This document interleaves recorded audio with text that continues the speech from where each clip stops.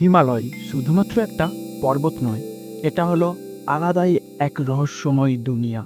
এমন অনেক অজানা রহস্য লুকিয়ে আছে এই হিমালয়ের মধ্যে, যা হয়তো আমাদের মানবজাতির পক্ষে জানা প্রায় অসম্ভব। ঠিক এমনই একটা রহস্যময় ঘটনা আজকে আমরা এই ভিডিওর মধ্যে জানব।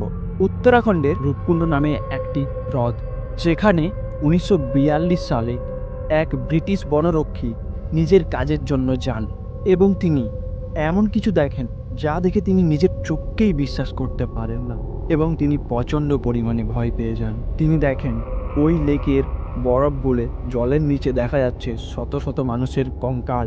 কিন্তু এত কঙ্কাল এলো কোথা থেকে?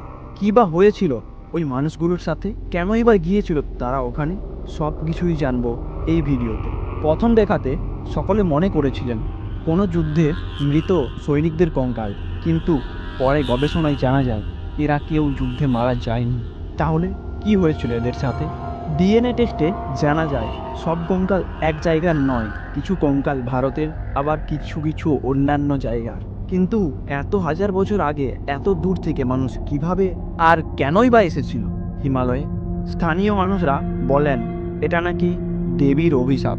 নন্দা দেবীর এই পবিত্র স্থানে কিছু বহিরাগত ব্যক্তি প্রবেশ করে এবং দেবী তাদের উপর ক্ষুব্ধ হয়ে লোহার বলের মতো শিলাখণ্ড নিক্ষেপ করেন, যার ফলে তাদের মৃত্যু হয়।